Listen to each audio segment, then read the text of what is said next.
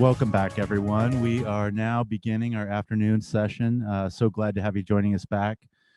For this afternoon, we're really going to deep dive into some of what's been happening in the legislature, specific to issues, specific to policies, specific to things that we'll be addressing, and starting first with something that's been very active both this summer and since the session ended.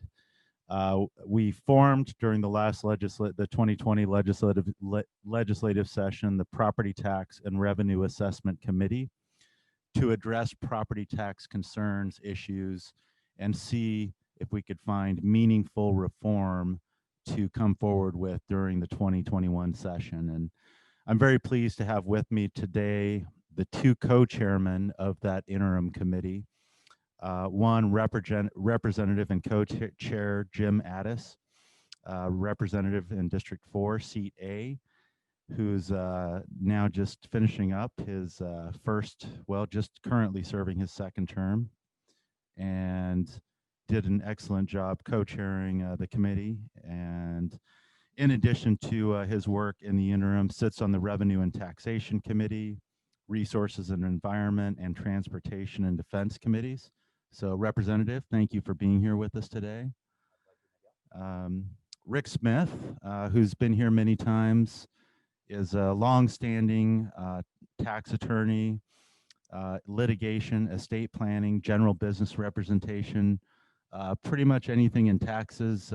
Rick has some knowledge of, but has spent a lot of his career specializing in property tax, state courts, tax appeals, and doing that among various states, representing various industries from railroads, utilities, telecommunications, semiconductor industry, and other various industries, in addition to being a trusted attorney for a number of other associations and issues. And Senator Jim Rice, also co-chair of the committee. A pleasure to have him here with us today. The senator is graduated from Melba High School, attended Brigham Young University, and earned his JD with William Howard Taft University. He's been serving District 10 since 2012, and when Governor Otter at that point appointed him in 2012, he was afterwards elected in November of that same year. And he's since been reelected in 2014, 16, and 18. Currently is chairman of the Local Government and Taxation Committee and sits on the Transportation Committee, and of course has co-chaired the interim work group and has a great depth of knowledge as it relates to property taxes. And Senator, welcome. Thank you for being here with us today as well.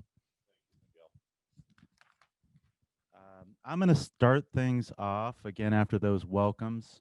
We're keeping this on a very open dialogue type format, some interaction between the members of the panel, questions from you, questions from me.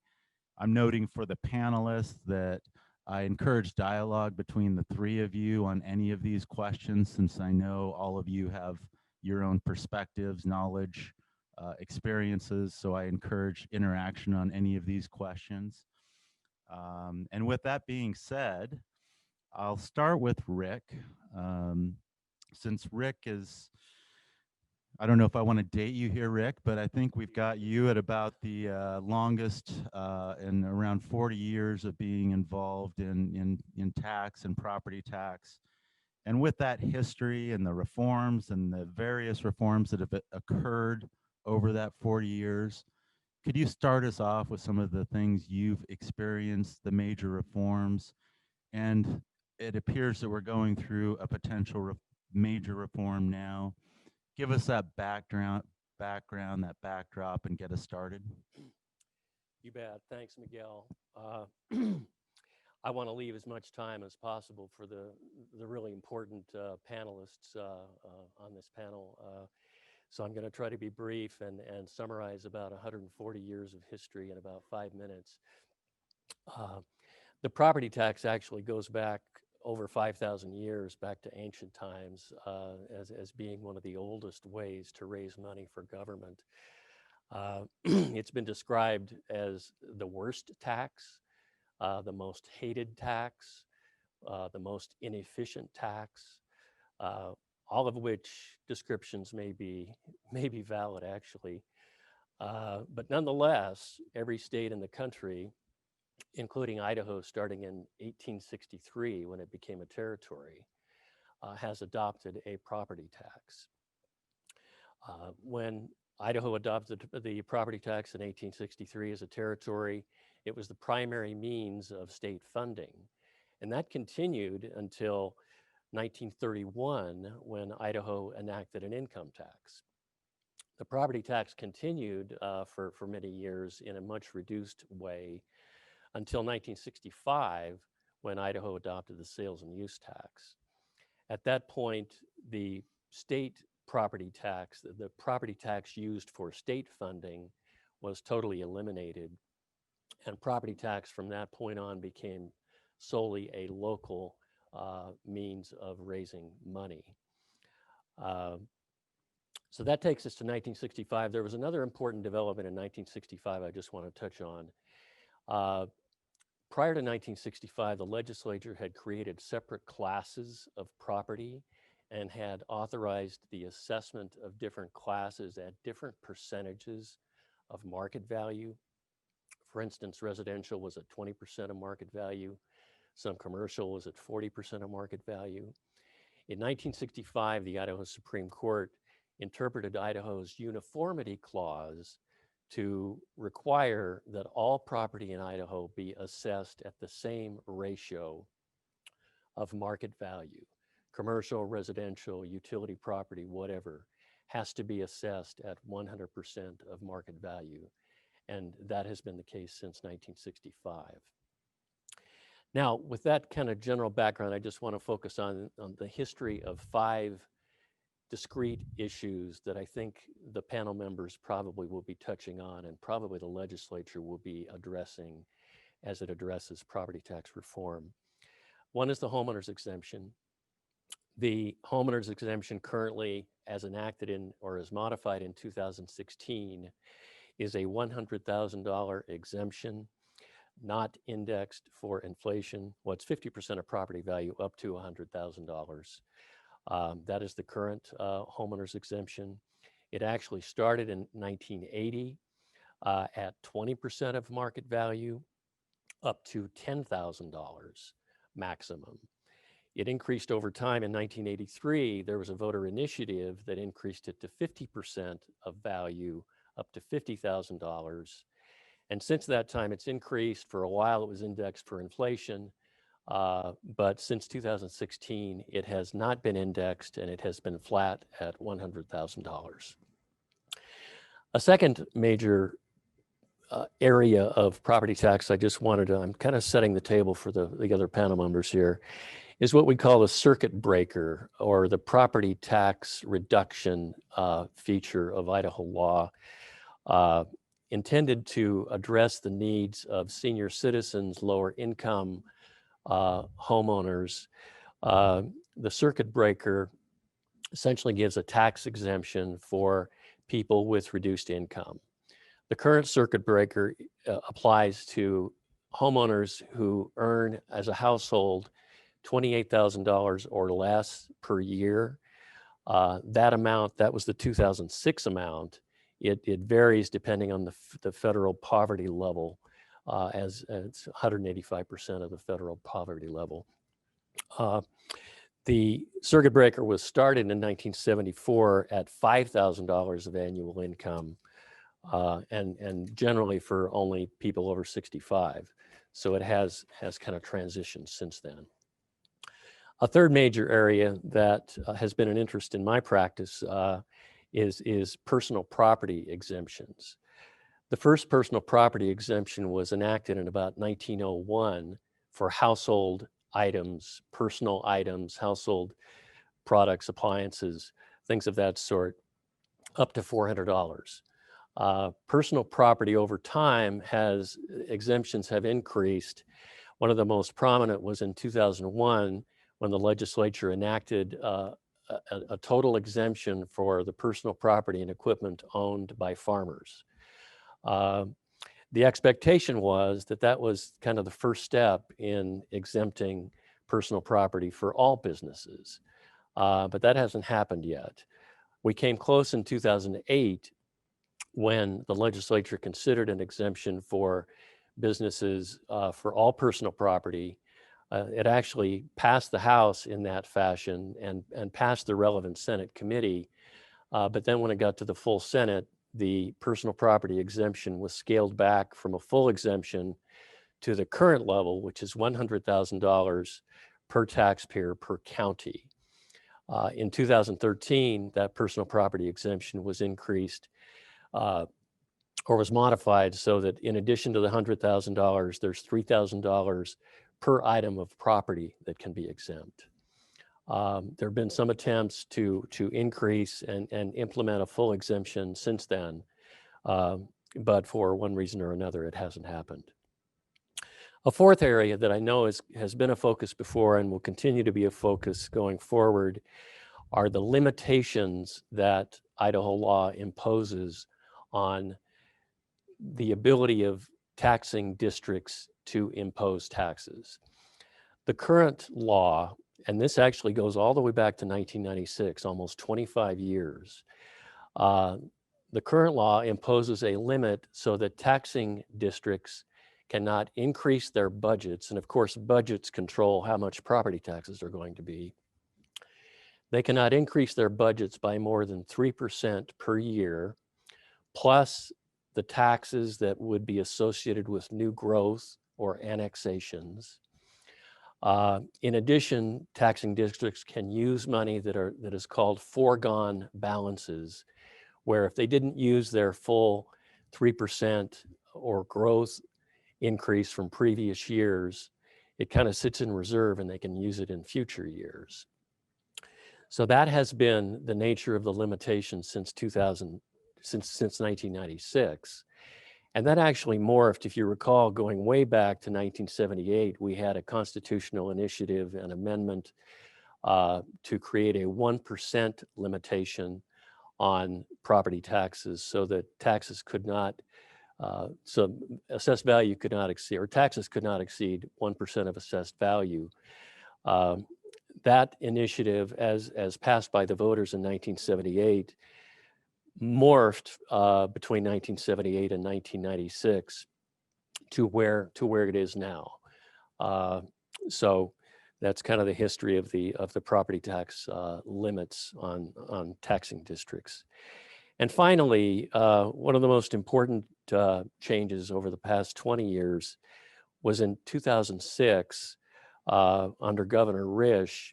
In a special legislative session, the legislature reduced property taxes statewide by 0.3%, which was the amount that was allocated or that was authorized for school districts to assess to fund operation and maintenance expenses in each school district.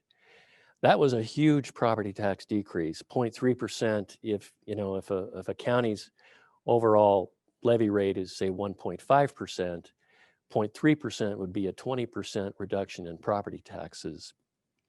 That occurred in 2006. I'm not sure of any real property tax decrease since then, and maybe the absence of a decrease explains the following statistics. According to ATI's figures, property taxes statewide have increased 52% since 2009, while the population has increased about 15% in Idaho. If you go back to 2002, overall property taxes statewide have increased by a little bit more than 100%. In other words, double since 2002. And in that same time period, the population has increased by 33%. So you can see property taxes have increased by more than the increase in the population. So with that background, I think that maybe tees up some of the topics that that we'll be discussing for the rest of the session. Thank you, Rick.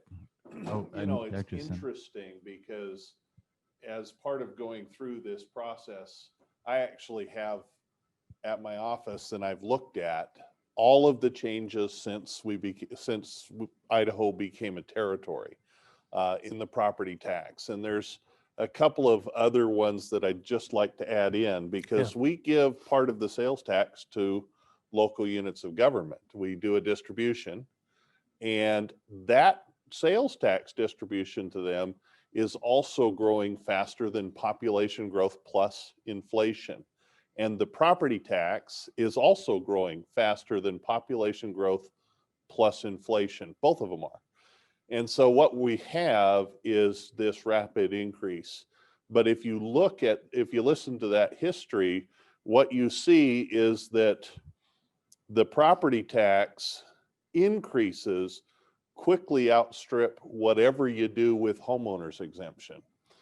They just do. And it's because we have some structural problems. There was a point in time you had a 4% cap.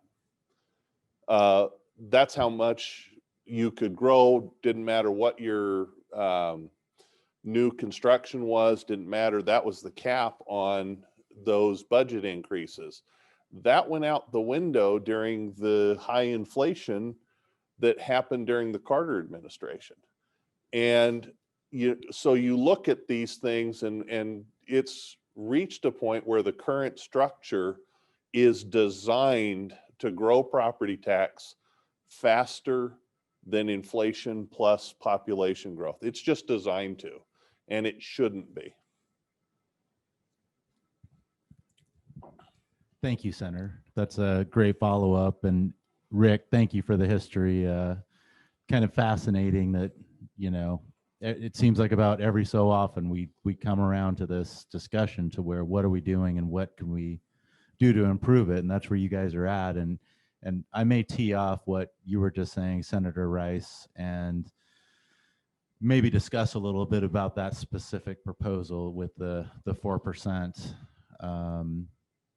in the CPI, and how you've come to that, what your thoughts are, a little background, balancing that with the infrastructure needs that local government has. Can you give us a little follow up to that point? Certainly, Miguel.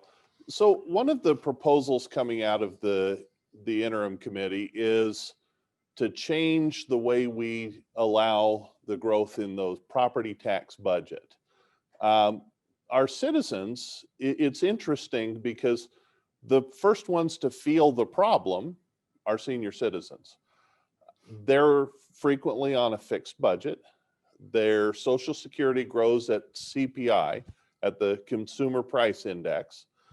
And for years, that's lower than 3%.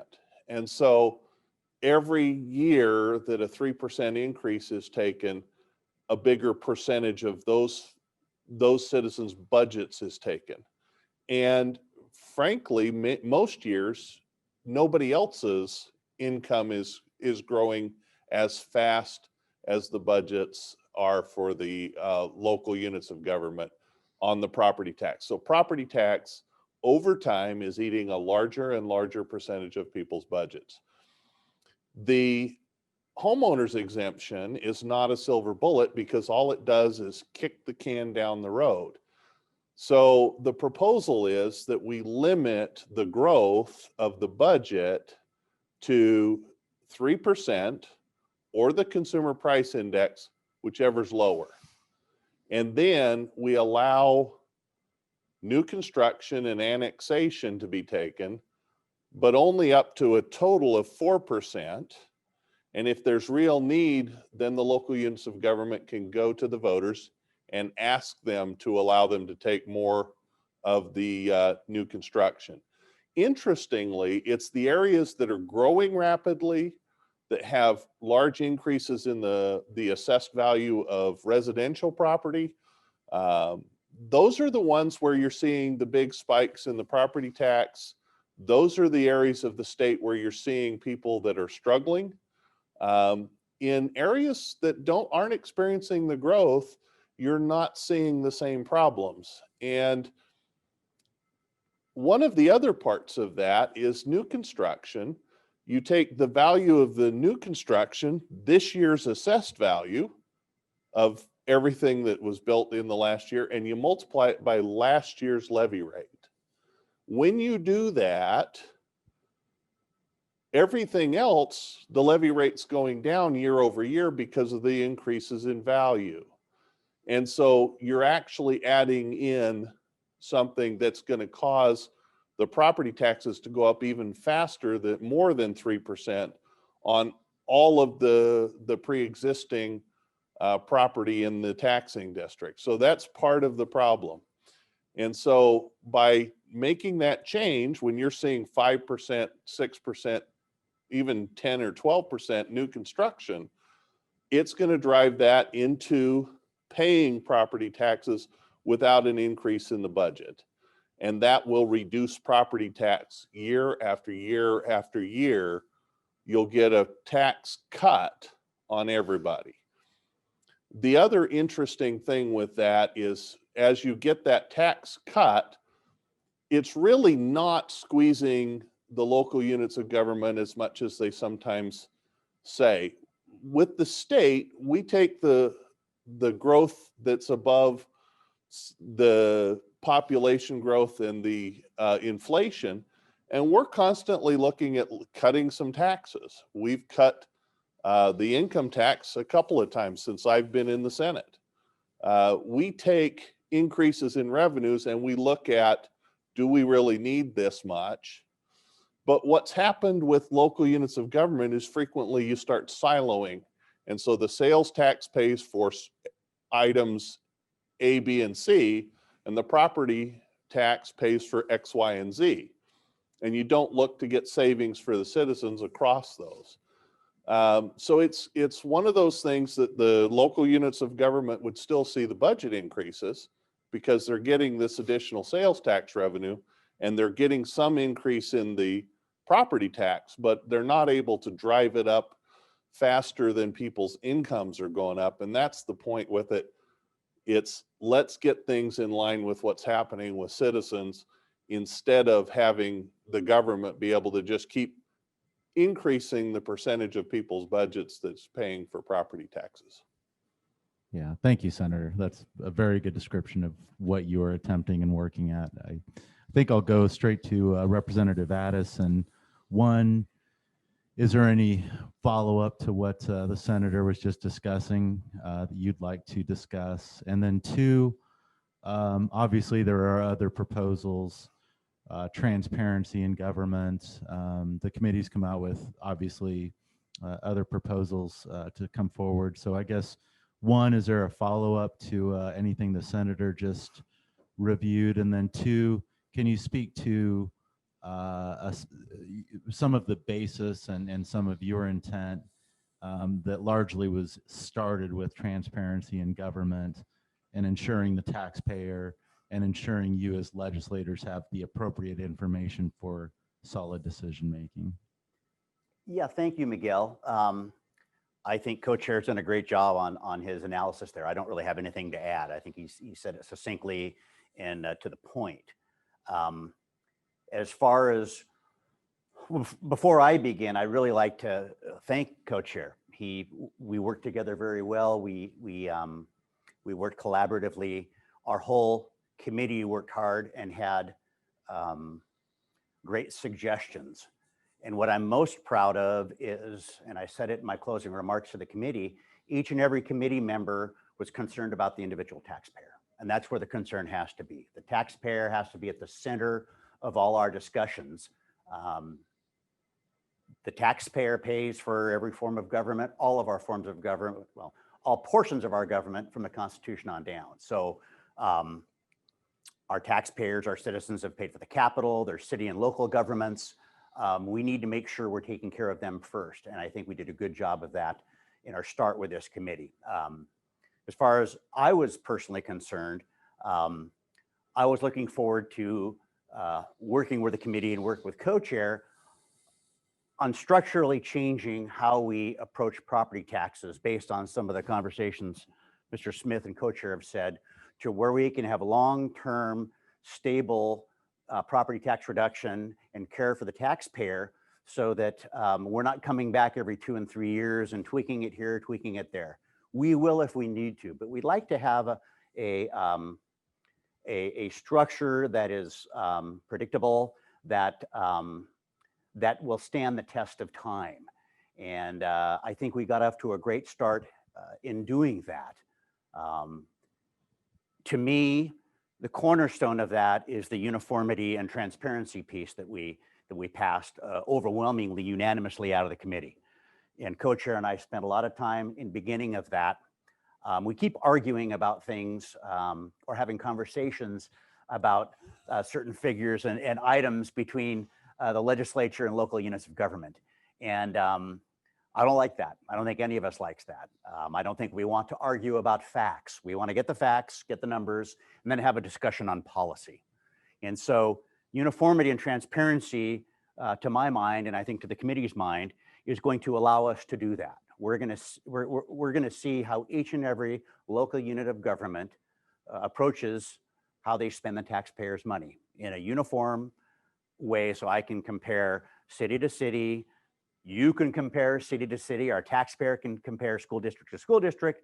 They can do those comparisons to have the ability to make their decisions at election times, to make their decisions on what they want to support, but almost more importantly, how our local units of government can look at other local units of government and see, how are you doing it? What's a best practice here? What's a best practice there? How do we look at this issue? Why is yours cost less? Why is ours cost more? All these data, if we're all working from the same, singing from the same hymn book, are going to set the stage for us to, I think, make dramatic change and dramatic improvement in our property tax system. So that's what I wanted to do to begin this. I think the 3 proposals that have come out of the committee are a great start. I think these are items that will reduce property tax. And I will say, until COVID hit, with all the hot button issues we had my first year and my second year, property tax relief was the #1 issue for my constituents. So I think it's important that we start this, we do this, and we set the stage, hopefully, for making other improvements this next session and in the next interim committee, because there's a lot of things that have to be covered. If this was an easy process, we wouldn't be sitting here. So I think setting the stage that way was vitally important. And again, I'm proud of the committee, and I'm proud of the hard work. And I think we've really set the stage for future improvement. And Senator Rice, it looks like you have a comment. I do. You know, it's interesting because sometimes it can look like we don't like each other when we're talking about local units of government. We like our local units of government. We want better ability to serve the taxpayers. That's the whole point, is that everything that our state government and all of its subdivisions do has to be looking at the taxpayer. The citizens of our state have some expectations in the way of services, in the way of infrastructure, and those need to be met. But they need to be met in a way that doesn't break the family and individual budgets of Idahoans. That has to be a prime principle. We don't hurt the taxpayers. We don't constantly dip further and further and deeper into the citizens' pockets. Because when you do that, you actually make life worse for people. And government should do the things that are necessary for people to improve their own situation, to take responsibility for themselves, to come out better each generation than the generation before. Senator Rice, I appreciate that. I was going to say there were a few comments and questions coming in about balancing the obvious needs for infrastructure with the obvious needs for taxpayer relief and reform. So I think you succinctly tied a lot of that together. I don't know if the same question, if Rick or Representative Addis would like to address that, but I think the confusion with property tax, since our organization is founded in the study of analysis and looking at property taxes, it's a very complicated system. And some of the comments I received was, well, how do we limit people to 3% or less than 3%, or hey, it's not a simple 3% is what we're doing. There's 3% plus new construct plus annexation plus other elements, and it changes. And it's different for every county because some counties are experiencing a lot of growth, which new construction in and of itself adds to the formula and to what essentially goes towards the increase in their property tax, while other counties aren't experiencing that same growth. And it's such a nuanced balance that you all are working on. So I guess one, I applaud you. I don't know if that answers some of the questions that again I was receiving online, but I guess what I'm saying, there are a lot of variables that you as a committee have spent a great deal of time looking over. And I'm sure, well, I know you will continue looking over because this isn't the last year of the committee. Well, and Miguel, we're going to ask that the committee be continued, but a couple of comments. It's really interesting the way inflation works, because one of the comments that we've had from local units of government is that the things they buy inflate at a higher rate than the consumer price index. And so that they need that larger increase. What's interesting, I was one of the original board members appointed for the health insurance exchange. And we built the exchange with grants from the federal government. And it was quite interesting to see certain tendencies because of everybody knew how much money there was that could be spent. And when everybody knows how much money there is available, they try to get more of it than they would if there's less money available. So you can change the inflation rate based on how much the budgets can increase. And it's a rather interesting phenomenon. And I watched it with that, and we were able to by being very frugal, we were able to keep that cost down. The health insurance exchange in Idaho kept costs down and actually charges lower fees than the health insurance exchanges in other states. But that same principle applies to every area of government. You have to actually be looking for the ways to save money, to keep the costs down. That's one of those big advantages to the transparency piece that Representative Addis was talking about. That information will be available on the same website that all of the state's budgeting and spending information is available on. But it'll allow local decision makers, local elected officials to compare and look for things that other elected officials have learned to keep costs down. It'll allow the legislature to take a look and see better if we have a policy that we've imposed that is causing extra cost. And those are things that are important on an ongoing basis, because again, the most important people are the citizens, and government must not constantly dig deeper into their pockets. But we've got to find good, solid ways to meet the needs of the citizens for infrastructure and the other things that they really truly need government to do, roads and water and sewer and fire protection and police protection, all of those things, without impoverishing people. Let me add to that.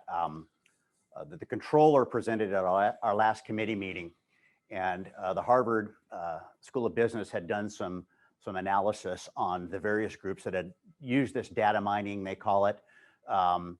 And you will compare the fund flow into local units of government and the flow out from local units of government. And the analysis that they have done is that it made spending more efficient or reduced spending by up to 10% in some cases. And you take $2.5 billion worth of local levies times 1% even, or 10% is a huge amount of budget reduction just on voluntary, just because of these processes were put in place. Now that's a huge tax break over all of the local taxing districts. Our goal this year was to try to do this thinking that the best tax relief is tax relief for all, lowering budgets to reduce taxes, to hopefully reduce the amount that we'll have to lean on a circuit breaker or any other type of homeowner's exemption. If we can reduce spending overall, it helps everybody. And that's, I think, a very good place to start. Hopefully we'll push this through in this next session. The controller is looking forward to doing this. And I think we can get some great insight. Another portion of this, let's just start thinking outside of the box. Let's compare, and I'm not picking on anybody, but let's compare how one district, say, does their busing or how they do their parks maintenance. One district may be spending a lot more money than another district. They can ask the district what's going on. This is how we do it. One district may say, well, we happen to sub out our work to private industry. And I think it's important that if we can save money for the taxpayer, provide more jobs, and still have great service for our citizens, which we want, this will allow those discussions to take place. You know, it's a best practices type of deal. And I think that really works for all of us, because if we can reduce budgets and keep great service, if we can, it's a win-win for everyone. And I think those things must be approached first before we do some of these more critical, complex steps. So. Thank you, Representative. Those are great comments. And I did maybe want to make a note, Senator, I can't remember if you did, but one thing to remember with the proposal on the 4% is levies are excluded from. Yeah, school. I think you touched it, but school I'm levies. getting a comment, So this is local units of government. School levies are a different matter. So we have supplemental levies that are not affected by this. School construction bonds are not affected by this. And those are a significant portion of the property tax. But, you know, it's kind of interesting. I was looking at my property tax bill just recently. We just got it. And about half of my property tax is for my city. About a quarter is schools, and about a quarter is the county. There's some other, you know, little things there, but that's the general breakdown of my property tax. Everybody's property taxes can be a little different depending on where you are in the state and what challenges that you've had there. We're still working on a lot of other things, and that's one of the why we need to continue the committee. We talked about trying to do impact fees to pay school bonds. Well, the problem with that is an impact fee is to be a fee, it has to be tied to an actual service that's tied actually to that property. It can't be just general types of things. Roads serve every property, and every property you can calculate a formula. You can't do that with schools because not every property is going to have kids in the school. Just not going to happen. And so we're going to have to take a different approach to that, but we're going to talk some more, investigate some more on doing something that some sort of tax on new construction to help pay down the school bonds that meets the standards in our state constitution. So, because there's some things there that you have to make sure you comply with every single one of. So there's some challenges there. Another one that the cities well, the counties rather, we have a justice levy, a charitable levy, and a general budget levy. So what we've taken is the property tax portion of their budget. We have silos, and this piece can only be spent on this piece can only be spent on that, and that piece can only be spent on these other things. And when you do that, what you create is a problem with fixing things, because you can get savings here, but you can't pay for something else with it. And so you need to be able to, get those consolidated into a single levy. That's something that I've talked with counties about. There's a lot of things that we'll be able to pick up as we continue looking at things, as we continue making some progress in getting the data that we're looking to get, so that we'll be able to do some things. We're not done. Yeah, thank you, Senator. I know that's probably a good segue. I think I'm going to ask for one quick conclusion before moving on to kind of what we're looking at going forward. I did have one comment, Representative Addis. It's just maybe in summary, can you summarize the three specific proposals that the committee voted upon at your last meeting to move forward with this legislative? Not by summarize, I mean just a brief 1, 2, 3, here's what we have. I think I may have gotten into the weeds before I said specifically where we're at and what you're going forward with. Would you mind giving that summary before we look forward? My pleasure. Quite simply, the first item was creating a uniform and transparent reporting for all forms of local government, from the smallest mosquito district to cities, counties, hospitals, and make it a uniform balance sheet. And that data will be presented to the controller, who will then post it on Transparent Idaho, where all of the data concerning the legislative and executive branches currently lies. The second one was looking to address excess fund balances in some of the funds that are carried. And what that does is, we all know that our local units of government have staggered times that they receive tax receipts from the state, and they need to carry balances to help them get through cash flow periods and for rainy day expenses. And we understand that, and it needs to be there. We address the fact that there may be more fund balances there in other accounts than there need to be at that time. So we have proposed ensuring the counties have enough money to do what they need to do on a day-to-day basis, ordinary day-to-day basis. But we feel that those excess funds are better put in the taxpayer's pocket rather than sitting in another fund to be used at another time. So that's the second proposal. And the third proposal is the cap legislation that Senator Rice so capably discussed. And those are the three big that we came out of this session, coming into this coming legislative session, and would be the building blocks of what we try to accomplish going forward. Thank you, Representative. I probably should have had you do that first, but I Yes, you should. but I didn't. So thank you for.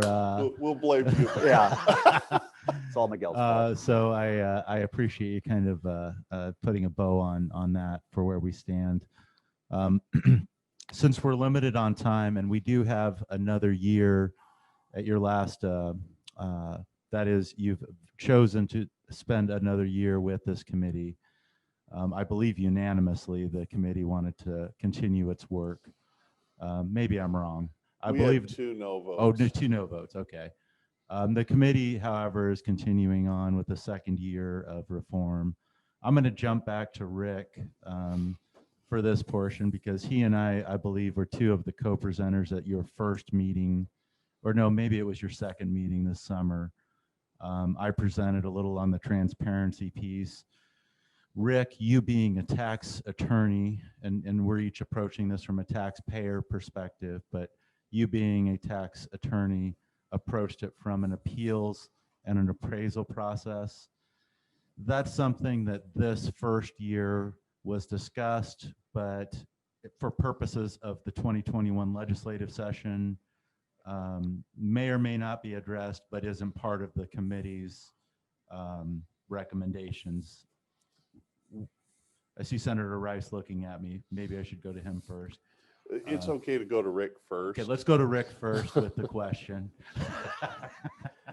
And Rick, can you tell me, as a tax attorney, you and I have had these conversations, how we can partner better with relationship to local government assessors, the tax commission timelines, and where we can find some common ground that the same things you and I often hear are, I just received my notice and I've now got 2 weeks by which to put my case together is you know, and that doesn't necessarily fall on the shoulders of local government. It falls on the timelines necessary to meet the budget, to meet the deadlines that they're required to meet. But looking for a balance between those things, can you expand upon that in your experiences? Sure, sure. First of all, let me say there's a lot of good things about Idaho's appeal process. For one thing, a taxpayer who wants to appeal his or her assessment has the opportunity to go either to the BTA, the Board of Tax Appeals, or district court and have a full hearing and present evidence with no presumption being given to the assessment, with no special burden that has to be satisfied. It's what we call a trial de novo, where a taxpayer really has a fair shot at having his concerns heard. I think there's some improvements that could be made to the appeal system. There's an inefficiency in the interaction between the Board of Tax Appeals and the district court. A taxpayer can appeal either to the board or the district court. If you prevail before the Board of Tax Appeals, a county can appeal that decision and you go right back to the district court and start all over again. I think, I've got a couple ideas for how to deal with that. Maybe you just appeal from the board all the way to the Supreme Court and kind of bypass that intermediate step. But one way to make the process more efficient, appeals are expensive, especially when you hire a lawyer and an appraiser. One way we could avoid appeals is if we can tighten the rules and the statutes on how to determine assessed value. One of the areas I've practiced in for 40 years has been appealing values, property tax values that are really business values based on the going concern of a business rather than the property itself, the tangible real property and personal property. We worked on a bill that could have addressed that last year. It may come back again next year, perhaps in a different form. But there are things like that I think can perhaps reduce the number of appeals. And then the other thing, and you kind of touched on this, Miguel, one way to avoid litigation is if you have time to sit down with your opposing party and try to work through differences. The way Idaho's timeline for appeals works, it's really not amenable to that process. The assessor can get out notices of valuation by the first Monday of June. The taxpayer has until the fourth Monday of June to appeal. So that's 3 weeks that a taxpayer has to try to digest what the valuation is, to try to figure out whether it's high or low, getting other information on maybe other values. And there's not much time in that 3-week period for a dialogue with the assessor. And my experience with assessors, if you have time, they're willing to sit down with you and talk through these differences. But I think there just usually isn't a lot of time. And then the county commissioners have to make their decisions between the fourth Monday in June and the second Monday of July. That's either 2 weeks or 3 weeks to completely finish an appeal process. And I've been through these, and it's like county commissioners by necessity sometimes have to give each taxpayer, 10 or 15 minutes apiece to present their case. And, that's a pretty compressed time period to really put on a full valuation case before your Board of County Commissioners. So, you know, this is not something that can be done next year, especially with everything else that the legislature's focused on. But I think, you know, long term, it's something that we ought to look at to make the process more efficient, to put a little bit more time in different places to allow the parties to get together and the taxpayers and the assessors too, to have time to prepare for a hearing and to try to get to the right value. Senator Rice. So I'll just add just a couple of things. That timeline and when information becomes available is something that Representative Addis and I discussed, the need to really take a deeper dive into that. That's one of the reasons this needs to be more than just this year on this particular committee. We do, aside from what we discussed in the committee, last year there was a proposal on residential values to, if you have an arm's length sales transaction within the last year, you can appeal using that, and that would be conclusive if you disagree with the assessed value. We've talked about that. That's going to come back this year. We think that that's a sound way to do it, because that's fair market value, is what a willing buyer will pay a willing seller in the market in an arm's length transaction. That doesn't mean, you know, I bought it from dad and so we did a reduced price. It means strangers, people that aren't your family. If it's within the last year, that's a good use of that, is, hey, that's really what a willing seller paid a willing buyer. We think that aside from the stuff in the committee, there's also a need to go back in and look at the rules and see, let's make sure everything's working the way it should. And that can happen both outside the committee during this session and also in the next, if assuming that this legislature reauthorizes this committee, it's something that we can continue to work on. But it's really important to have values actually be accurate. We don't want, you know, a hot tub that's not structurally part of the property, that's personal property, to be included in the assessed value, because it's not supposed to be. Real property is all that's supposed to be. So we've got some things that we want to work on to make sure that what we really have is actually fair. Yeah, I appreciate that. And I know there is a lot more going forward. Representative Addis, do you have anything? I know you've worked very hard in preparing this year's intensive agenda, but just to throw, if you don't take a pass on that question, but is there anything on? Transparency is a good thing. I mean, it really is. I know a lot of county assessors handle their notices differently than others. I know some counties, it's hard to figure out what the components of your assessment are, whether it's a hot tub being assessed as real property that's personal property, but they're also, how do you find out exactly what the assessor is using to assess your value? That should be very transparent, very open. We should be able to see that with no problem, whether it's on the first page or however. But that's a good thing, because I know people that have been getting taxed on items that are 15 years old and haven't even been there, but they're still getting taxed on it, and their value has rolled over. And those are things we've got to clean up. I mean, we've got to have a fair, transparent, accurate assessment as part of our property tax formula. But Representative Addis, I'm going to piggyback off of that, since one of the questions I was asked was, what is the fiscal impact to implement the transparency piece versus what will be saved in property tax after its implementation? And I think what I heard in committee, and I'm going to leave this as a question, was because, you know, Controller's Office has put forward figures to say, I don't remember the exact figures, but figures to say, yes, of course, this has a cost of implementation.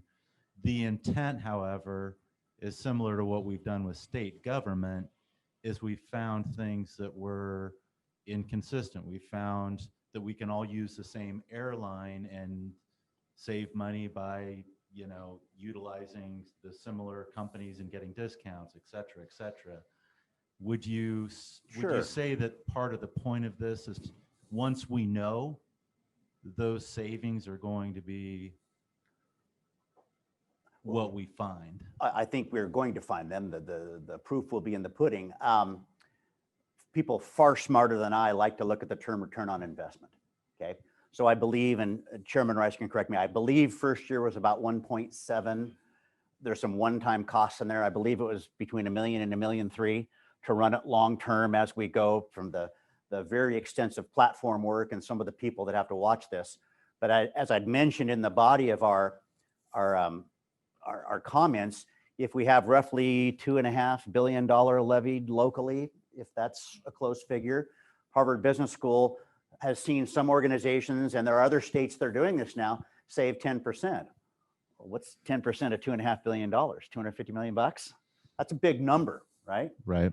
So the controller being conservative, as I think they should be, they're using a figure of just a 1% modification of behavior or a savings, an efficiency of how you allocate state funds coming down to the local taxing districts, to how the local taxing districts spend those monies. Even less than 1% saving pays for the program. So I think what we've done here is used really good business principles where we can use business principles in government to set ourselves up for a huge success and save lots of tax dollars. And I'm excited for this to go forward. Yeah, and the average savings when businesses implement this type of a methodology is 10%. 1% would save more than 10 times what it costs. So it really is something that we expect will more than pay for itself in savings that we would like to see passed on to the citizens by the local units of government. Yeah, thank you for those comments. I think we're right about at our 2 o'clock 1 hour deadline here. I'd like to say, well, first off, do any of you, maybe I'll start with Senator Rice. Do you have any closing comments you'd like to make? You guys have worked all summer long. I know the hours that you and the committee put in. First off, my sincere appreciation as a taxpayer organization for that. But with laying that foundation, do you have any closing comments, starting maybe with Senator Rice? Thank you, Miguel. Really, the bottom line is that what we want to do is have transparency and a structure that puts property tax on a path that it stops eating a larger and larger portion of the budgets of our citizens. That's the bottom line. That's where we need to be. We still want our local units of government and to be able to serve the citizens in the way that the citizens expect, but we can't continue to make people poorer and poorer to do so.